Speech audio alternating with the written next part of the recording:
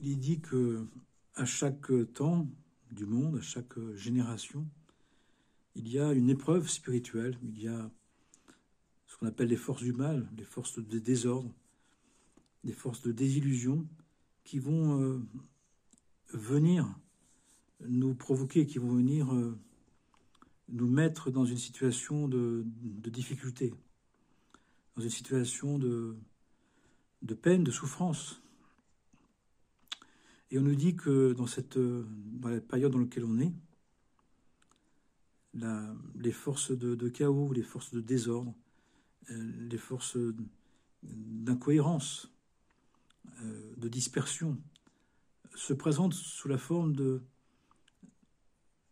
une forme qui veut dire que, quoi que nous fassions, nous n'arrivons pas vraiment à réussir, à concrétiser. Que tout est éphémère, aléatoire, virtuel. Et qu'auparavant, les choses pouvaient durer.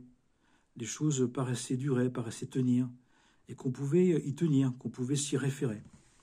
Mais que là, dans cette période de temps dans laquelle nous serions, eh bien, que notre foi, notre confiance en Dieu, doit s'exprimer à travers des situations qui ne tiennent pas, des relations impossibles, des situations difficiles. Les choses ne tiennent pas, les choses n'arrivent pas à s'accomplir, les choses n'arrivent pas à se dire, il y a de la mésentente, il y a du conflit, il y a du désaccord, il y a de l'incertitude, les choses sont instables, les choses... On ne sait plus comment faire, on ne sait plus comment tenir les choses, comment les maintenir, comment les conserver. Et on nous dit que c'est fait pour qu'on puisse acquérir un degré de foi, un degré de confiance en la vie, en Dieu, le maître de la vie, qui ne dépend pas des réalisations, des acquisitions, mais qui dépendent uniquement d'une conscience du divin, par une conscience volontaire que notre valeur n'est pas dans ce qu'on réussit à tenir ou à accomplir, que notre valeur ne dépend pas d'un résultat, que nous avons une valeur intrinsèque, une valeur originelle, une valeur en nous-mêmes qui fait que, quelle que soit notre vie, qu'elle soit temporairement grandiose ou banale ou quelconque, qu'on réussisse ou qu'on échoue, que ça tienne ou ça tienne pas, que ce soit la relation, l'éducation, le travail, peu importe, de réintégrer qu'un être divin que nous sommes, sa valeur ne dépend pas de ce qu'il réussit ou de ce qu'il échoue, de ce qu'il acquiert ou de ce qu'il disperse, de ce qu'il réussit, de ce qu'il réalise ou de ce qu'il détruit, ou de ce qui se détruit. Absolument pas. Et je dis ça parce que les anciens nous disent que ça doit nous rassurer.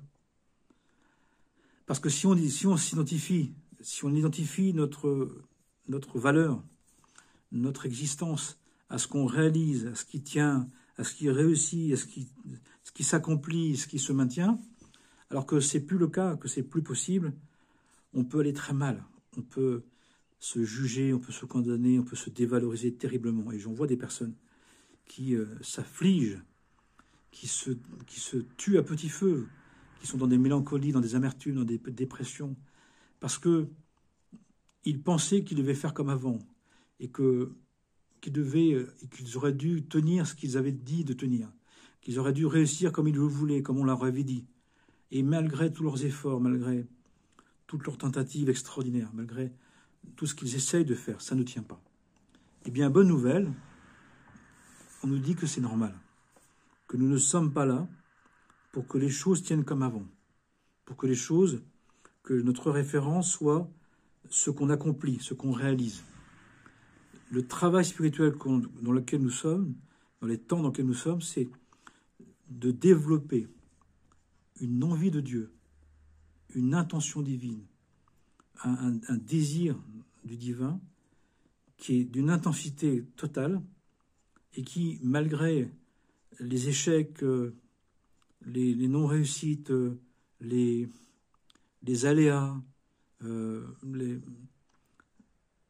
qui ne tient pas, ce qui tient peu, ce qui ne veut pas, ce qui ne peut pas, on garde une confiance en Dieu, une certitude que nous sommes en train d'accomplir parfaitement le projet du divin. Mais ça veut dire qu'on n'en a plus la preuve, qu'on ne peut plus se référer à des quantités, à des qualités, à des réalisations. Tout ça, c'est aléatoire. Et on peut avoir fait très bien, mais pour autant que les choses ne tiennent pas.